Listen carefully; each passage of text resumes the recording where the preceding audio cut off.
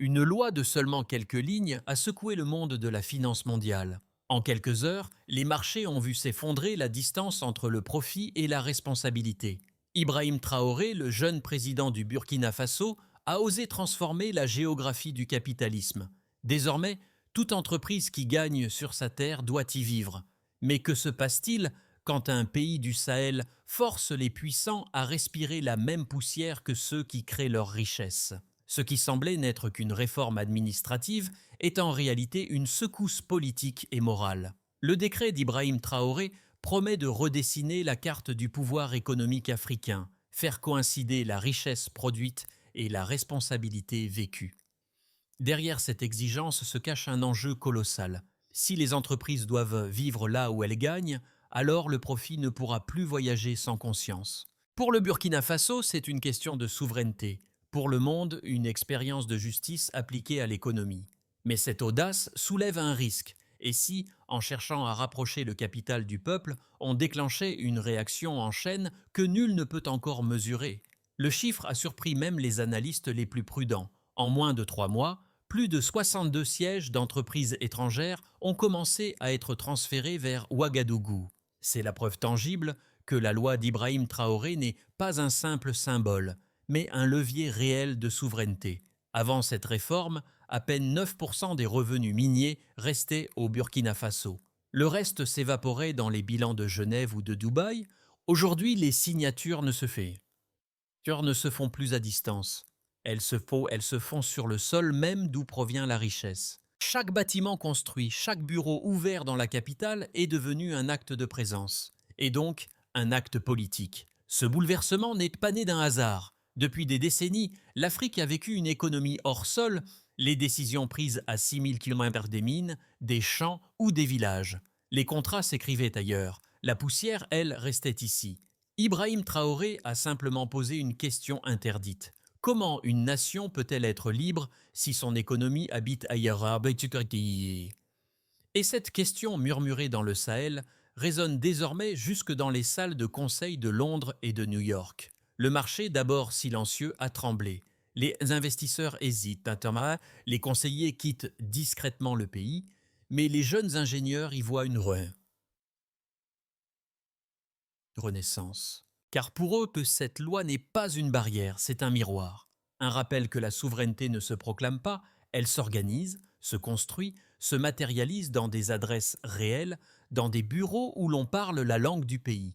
Ce premier révélateur transforme une mesure technique en déclaration existentielle. Le Burkina Faso ne veut pas expulser la richesse, il veut lui redonner une adresse nationale. Au cœur de cette transformation, un visage revient sans cesse, celui d'Ibrahim Traoré, casque sable, regard fixe, posture calme. Sous sa direction, la réforme n'a pas été lancée depuis un bureau ministériel, mais depuis un chantier. Il voulait que les investisseurs voient ce que les chiffres oublient. La chaleur, la poussière, la dignité.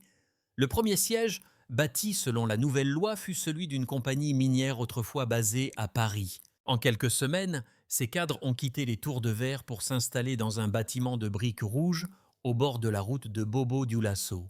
Les habitants regardaient Bavanquin Tinit Sakate, d'abord méfiants, puis intrigués, car pour la première fois, les décisions qui touchaient leur terre allaient de guetter se prendre à quelques mètres, non à des milliers de kilomètres.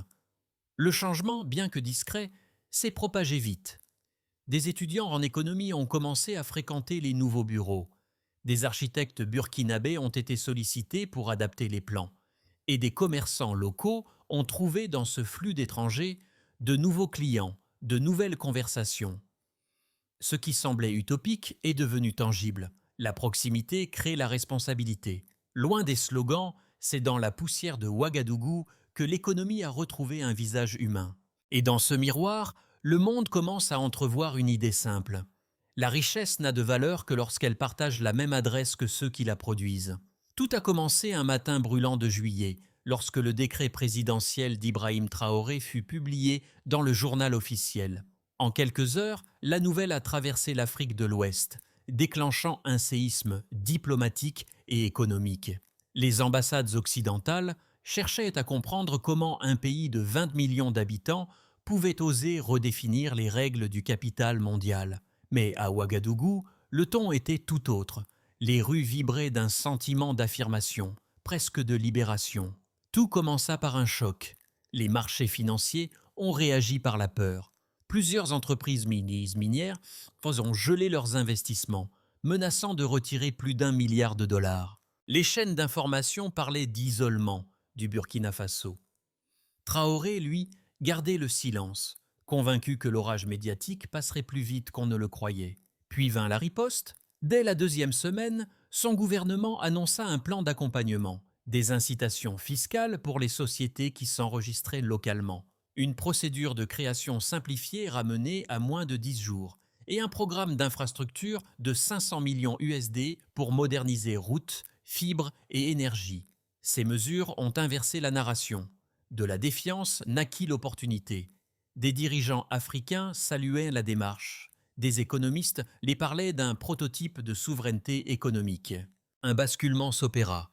En septembre, les premiers chantiers de sièges sociaux sortirent de terre. Les images de grues et de briques burkinabées firent le tour des réseaux africains. Nous construisons notre avenir, disait une banderole à l'entrée d'un site. Les médias étrangers, d'abord moqueurs, commencèrent à publier des tribunes prudentes. Et si cette audace fonctionnait, les répercussions humaines furent profondes. Dans les quartiers autour des chantiers, les cafés ne désemplissaient plus. Des menuisiers recevaient 3 commandes par jour au lieu d'1 par semaine. Des jeunes ingénieurs formés à l'université de Ouagadougou signaient leur premier contrat stable. Chaque immeuble devenait une école d'espoir, chaque paix locale une réécriture du lien entre richesse et territoire. Enfin arriva la reconnaissance. Quand Ibrahim Traoré visita le premier siège terminé, un bâtiment à l'architecture sahélienne moderne, il résuma tout en une phrase « Nous ne chassons personne, nous ramenons la richesse chez elle ». Cette journée marqua le point d'équilibre. L'idéalisme cédait la place à une pratique durable. Désormais, la souveraineté burkinabé n'était plus un discours, c'était une adresse fiscale, une facture, une brique. Et ce fil des événements, de la peur initiale à la fierté collective, prouva que l'Afrique n'avait pas besoin d'attendre l'autorisation d'exister économiquement. Le monde observait, et dans ce silence émergeait une question. Si un pays du Sahel peut forcer le capital à revenir sur sa terre, combien de temps faudra-t-il avant que d'autres nations osent en faire autant ? Derrière la symbolique et la ferveur populaire, Ibrahim Traoré a veillé à ce que la révolution soit aussi quantifiable. Les premiers rapports du ministère des Finances, publiés après 6 mois d'application de la loi, dressent un tableau inédit. Le taux de rétention du capital national est passé de 9% à 23%. Plus de 12 000 emplois directs et indirects ont été créés dans le seul secteur du bâtiment. Les recettes fiscales liées aux sièges nouvellement enregistrés ont augmenté de 38%. Ces chiffres, modestes à l'échelle mondiale, traduisent pourtant une bascule majeure. Pour la première fois, la richesse produite sur le sol burkinabé circule à l'intérieur du pays. La donnée économique devient ici le reflet d'une philosophie.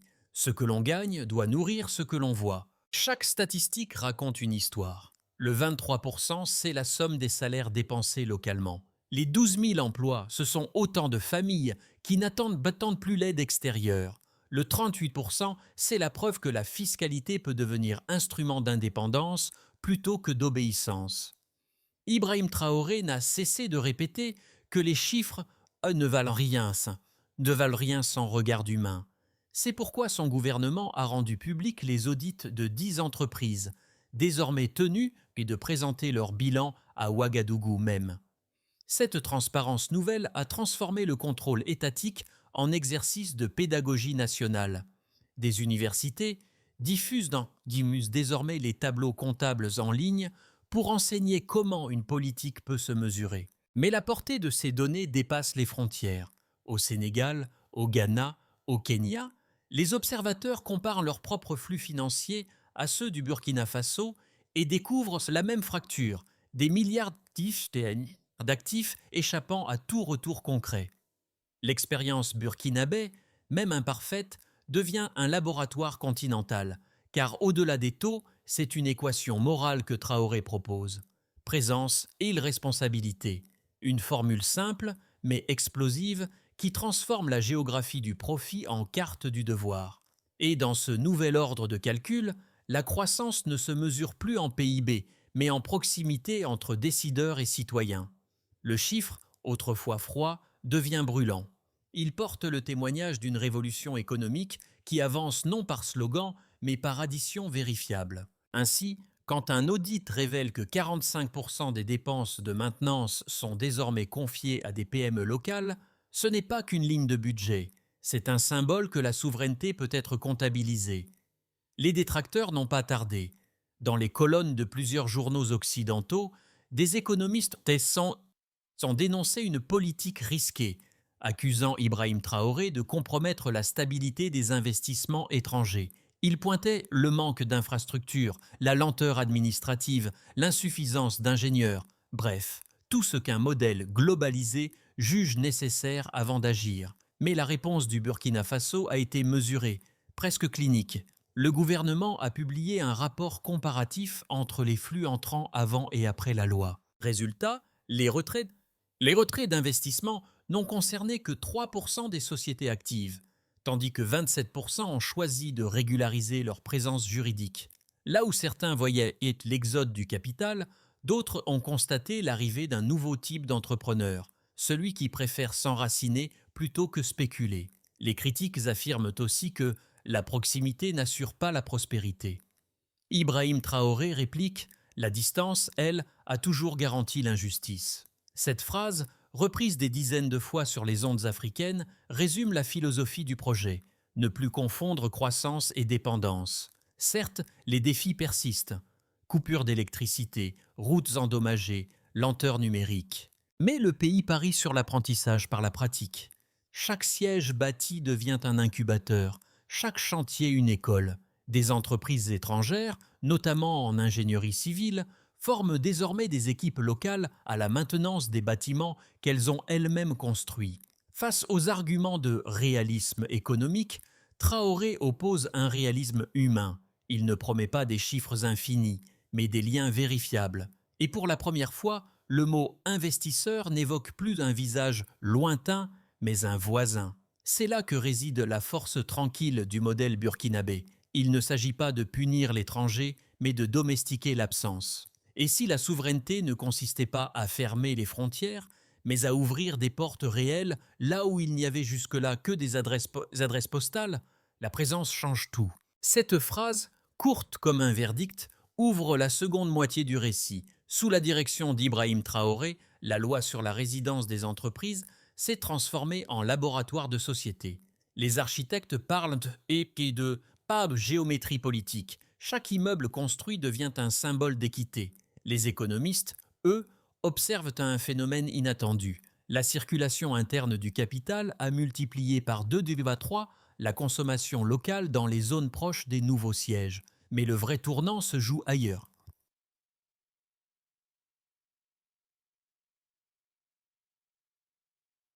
Dans la perception. Pour la première fois depuis l'indépendance, les jeunes burkinabés n'associent plus succès à exil. Le rêve d'avenir c'est plus de partir, mais de bâtir ici. Et ce glissement, presque invisible, constitue le point de bascule le plus profond. L'économie ne se mesure plus seulement en dollars, mais en fierté collective. C'est à ce moment précis que le monde réalise que le Burkina Faso ne cherche pas la provocation, mais le précédent. Un précédent capable de redéfinir ce que faire des affaires signifie sur un continent longtemps dépossédé de lui-même. Les effets de la réforme se lisent aujourd'hui dans la vie quotidienne bien plus que dans les statistiques. Sous Ibrahim Traoré, le Burkina Faso a vu naître une économie à visage humain, où les profits ne quittent plus les routes poussiéreuses du Sahel avant d'avoir nourri ceux qui les ont rendues possibles.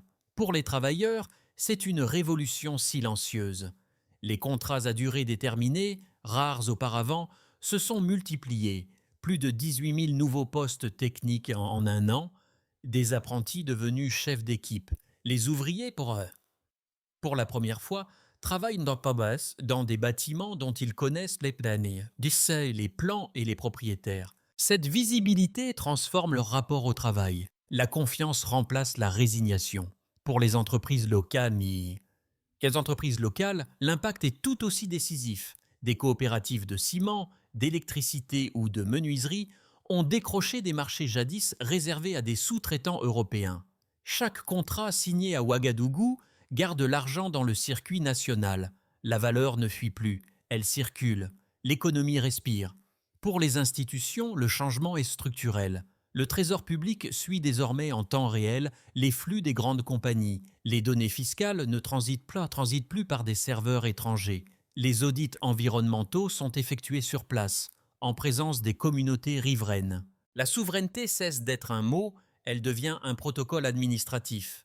Pour la société, enfin, c'est un bouleversement psychologique. Les jeunes universitaires, longtemps fascinés par les métropoles étrangères, se réapproprient leur horizon. Les écoles d'architecture et d'ingénierie de Ouagadougou affichent en passant des taux d'inscription records. Les artistes peignent sur les murs des slogans simples « Nous bâtissons ce que nous croyons ». À travers tout cela, Ibrahim Traoré ne cherche pas à dresser un mur entre le Burkina Faso et le monde, mais à construire un pont plus juste entre la richesse et son origine. Et dans cette jonction nouvelle, 4 vérités s'imposent. La transparence attire la confiance, la proximité crée la responsabilité, la dignité nourrit la productivité, et la souveraineté devient un moteur, non une barrière. Ainsi, l'expérience burkinabé dépasse le cadre national. Elle offre au continent une démonstration concrète. Le pouvoir économique naît du lieu où l'on décide. Et cette vérité, une fois visible, ne pourra plus être effacée des cartes. À Ouagadougou, les analystes appellent cela la zone d'incertitude fertile. Sous Ibrahim Traoré, le Burkina Faso avance entre risques et promesses, et 3 chemins possibles se dessinent à l'horizon. Dans le scénario de base, la consolidation. Les entreprises déjà installées achèvent leur siège, les premières statistiques fiscales se stabilisent et le pays atteint une croissance d'environ 4,2%. La loi devient norme et le monde s'habitue à ce nouvel acteur africain capable de combiner fierté et pragmatisme. Les institutions régionales, notamment l'UEMOA, s'inspirent du modèle pour renforcer leur propre législation de présence économique réelle. Un effet domino se mit en marche. Ghana, Nigeria et Kenya suivent la voie burkinabé, adoptant des versions locales de la loi Présence égale responsabilité. Les flux d'investissement se redéploient à l'intérieur du continent et une plateforme panafricaine d'entreprises enracinées voit le jour. Dans ce cadre, le Burkina Faso deviendrait pionnier, hôte de la première conférence sur la souveraineté économique appliquée, transformant sa capitale en lieu de débat et d'innovation législative. La croissance pourrait alors dépasser 6%, portée par un afflux régional de projets de conjoints. Mais la résistance du vieux monde ne tarda pas. Certains investisseurs étrangers se retirent, des campagnes médiatiques dissuasives s'intensifient, et les infrastructures peinent à suivre. La jeune administration burkinabé doit alors affronter la lenteur bureaucratique, la pression financière et les sabotages invisibles des anciens circuits d'influence. Mais même dans ce cas, une vérité demeure. Le modèle a ouvert une brèche que plus rien ne refermera. Ibrahim Traoré le répète souvent. La souveraineté n'est pas un point d'arrivée, c'est un itinéraire collectif. Et si l'on devait résumer ces 3 scénarios, un principe les relie. Le futur ne dépend plus de la tolérance du monde. Il dépend de la persistance du Burkina Faso à faire vivre son idée, celle que la dignité peut devenir une politique économique. Depuis le début de cette aventure politique, Ibrahim Traoré parle peu, mais chacun de ses mots semble peser pour éveiller plutôt que pour convaincre. Lors d'une visite à l'université de Ouagadougou, il a résumé sa vision en une phrase. « Nous ne voulons pas que le monde nous admire, nous voulons qu'il nous comprenne. » Cette phrase a touché une corde sensible, car au-delà des chiffres et des bâtiments, ce qui change au Burkina Faso, c'est la manière dont les gens se perçoivent eux-mêmes. Les commerçants des marchés se sentent partie prenante d'un projet national. Les étudiants discutent de politique économique comme d'un sujet personnel. Les familles dans les quartiers modestes, parlent de leur loi comme si elle appartenait à chacun. Pour la diaspora africaine, cette transformation agit comme un miroir. Elle rappelle que le retour ne passe pas toujours par un billet d'avion, mais par un engagement de pensée. De Dakar à Montréal, de Paris à Abidjan, on partage la même émotion, celle de voir, pour la première fois depuis longtemps, un pays africain imposer le respect non pas par la force, mais par la cohérence. Cette cohérence, Ibrahim Traoré la cultive avec une sobriété rare. Il ne promet pas la richesse immédiate, mais la dignité durable. Et dans un monde saturé de slogans, cette promesse patiente devient un message universel. Le vrai progrès, c'est de faire en sorte que la prospérité et la fierté puissent enfin parler la même langue. Le Burkina Faso n'avance pas à l'aveugle. Sous la conduite d'Ibrahim Traoré, une feuille de route une feuille de route en 5 étapes a été dessinée pour transformer l'audace politique en structure durable. D'abord, il fallut institutionnaliser la transparence. Chaque société enregistrée doit soumettre ses bilans à un portail national public. Des universités locales y participent pour vérifier et enseigner les standards comptables. Ensuite, le pays entreprit de moderniser ses infrastructures. Le plan Sahel Connect prévoit 2000 km de fibres optiques et l'électrification solaire de 60% des zones industrielles d'ici 2 ans. L'objectif, rendre viable la présence réelle des sièges installés.